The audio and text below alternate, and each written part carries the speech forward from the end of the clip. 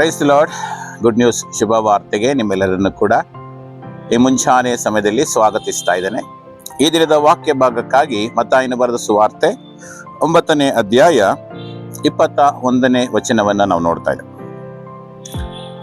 ನಾನು ಆತನ ಉಡುಪನ್ನ ಮುಟ್ಟಿದರೆ ಸಾಕು, ನೆಟ್ಟಗಾಗುವೆನು ಎಂದು ಮನಸ್ಸಿನಲ್ಲಿ ಅಂದುಕೊಂಡು ಇಂದಿನಿಂದ ಬಂದು ಆತನ ಉಡುಪಿನ ಗೊಂಡೆಯನ್ನ ಮುಟ್ಟಿದಳು ಎಂಬುದಾಗಿ. ಪ್ರಿಯರಿ, ವಾಕ್ಯ ಭಾಗದ ಹಿನ್ನೆಲೆಯನ್ನ ನಾವು ನೋಡುವುದಾದ್ರೆ, ಆಕೆ 12 ವರ್ಷಗಳ ಕಾಲ ರಕ್ತಕುಸುಮ ರೋಗಿಯಾಗಿದ್ದಾಳೆ. ಆಕೆ ಭಾವಿಸಿದಳು, ವೈದ್ಯರ ಬಳಿಗೆ ಹೋದ್ರು, ಹಣಕಾಸನ್ನು ಖರ್ಚು ಮಾಡಿದ್ರು, ಅದೆಲ್ಲ ಮಾಡಿದರೂ ಕೂಡ ಯಾವುದೇ ಒಂದು ವ್ಯತ್ಯಾಸ ಆಕೆಯಲ್ಲಿ ಆಗಲಿಲ್ಲ. ಆಕೆಯ ರೋಗ ವಾಸಿ ಆಗಲಿಲ್ಲ. ಆದರೆ ಆಕೆ ಕೊನೆಯದಾಗಿ ಯೋಚನೆ ಮಾಡ್ತಾಳೆ, ಆತನ ಉಡುಪನ್ನ ಮುಟ್ಟಿದರೆ ಸಾಕು, ನನಗೆ ಸ್ವಸ್ಥವಾಗ್ತದೆ ಎಂಬುದಾಗಿ ಯೋಚಿಸಿ ಆಕೆ ಹೋಗಿ ಆತನ ಉಡುಪನ್ನ ಮುಟ್ಟಿದ ತಕ್ಷಣ ಆಕೆ ನೆಟ್ಟಗಾದಳು ಎಂಬುದಾಗಿ ನಾವು ನೋಡ್ತೇವೆ.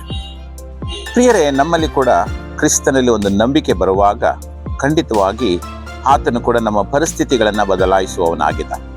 ಯಾವ ರೀತಿ ಆ ಸ್ತ್ರೀಯಲ್ಲಿ ನಂಬಿಕೆ ಇತ್ತೋ ಅದೇ ನಂಬಿಕೆ ನಮಗೂ ಬರುವಾಗ ಪ್ರಿಯರೇ, ಖಂಡಿತವಾಗಿ ನಿಮ್ಮ ಪರಿಸ್ಥಿತಿಗಳನ್ನ ದೇವರು ಬದಲಾಯಿಸುವವನಾಗಿದ್ದಾನೆ, ಸ್ವಸ್ಥತೆಯನ್ನು ಕೊಡುವವನಾಗಿದ್ದಾನೆ, ಸಮಸ್ಯೆಗಳನ್ನು ಬಗೆಹರಿಸುವವನಾಗಿದ್ದಾನೆ. ದೇವರು ಈ ವಾಕ್ಯದ ಮೂಲಕವಾಗಿ ನಿಮ್ಮನ್ನು ಆಧರಿಸಲಿ, ಆಶೀರ್ವದಿಸಲಿ.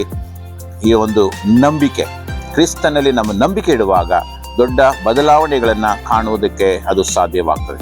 ದೇವರು ತಾನೇ ಈ ವಾಕ್ಯದ ಮೂಲಕವಾಗಿ ನಿಮ್ಮನ್ನು ಆಶೀರ್ವದಿಸಲಿ. ನೀವು ಇಡುವಂತ ನಂಬಿಕೆಗೆ ಅನುಸಾರವಾಗಿ ಅದ್ಭುತಗಳು, ಬಿಡುಗಡೆಗಳು ಕಾಣಲ್ಪಡಲಿ ಎಂಬುದಾಗಿ ನಿಮ್ಮನ್ನ ಈ ಸಮಯದಲ್ಲಿ ಪ್ರಾರ್ಥಿಸುವವನಾಗಿದ್ದೇನೆ, ಉತ್ತೇಜಿಸುವವನಾಗಿದ್ದಾನೆ. ಕಣ್ಣುಗಳನ್ನು ಮುಚ್ಚಿದವರಾಗಿ ಪ್ರಾರ್ಥನೆ ಮಾಡಿಕೊಳ್ಳೋಣ. ತಂದೆಯಾದ ದೇವರೇ, ಈ ಒಂದು ವಾಕ್ಯವನ್ನ ಕೇಳಿಸಿಕೊಳ್ತಿರತಕ್ಕಂಥ ನಿನ್ನ ಮಕ್ಕಳನ್ನ ಆಶೀರ್ವದಿಸು. ಯಾವ ರೀತಿ ಆಕೆ ಸ್ವಾಮಿ ನಂಬಿಕೆಯಿಂದ ಬಂದು ನಿನ್ನ ಉಡುಪಿನ ಮುಟ್ಟಿದ ತಕ್ಷಣ ಸ್ವಸ್ಥವಾದಳು, ಹಾಗೆಯೇ ಈ ವಾಕ್ಯವನ್ನು ಕೇಳಿಸಿಕೊಳ್ತಿರತಕ್ಕಂಥ ಪ್ರತಿಯೊಬ್ಬೊಬ್ಬರು ನಿನ್ನಲ್ಲಿ ನಂಬಿಕೆ ಇಟ್ಟು ನಿನ್ನ ಬಳಿಗೆ ಬಂದು ಸ್ವಸ್ಥತೆಯನ್ನ, ಬಿಡುಗಡೆಯನ್ನ, ಸಮಾಧಾನವನ್ನ, ಸಂತೈಸುವಿಕೆಯನ್ನು ಹೊಂದಿಕೊಳ್ಳುವ ಹಾಗೆ ಸಹಾಯ ಮಾಡು. ಅವರ ನಂಬಿಕೆಯನ್ನ ಹೆಚ್ಚಿಸು. ನೀನವರನ್ನ ಈ ಸಮಯದಲ್ಲಿ ಮುಟ್ಟು ಎಂಬುದಾಗಿ ನಾನು ಪ್ರಾರ್ಥಿಸ್ತಾ ಇದ್ದೇನೆ. ಹಾಗೆ ನೀನು ಮಾಡುವುದಕ್ಕಾಗಿ ಸ್ತೋತ್ರ, ಘನಮಾನ ಮಹಿಮೆ ನಿನ್ನೊಬ್ಬನಿಗೆ ಸಲ್ಲಿಸುತ್ತಾ ಯೇಸು ನಾಮದಲ್ಲಿ ಪ್ರಾರ್ಥಿಸ್ತೇವೆ ತಂದೆಯಾದ ದೇವರೇ, amen. God bless you. Praise the lord.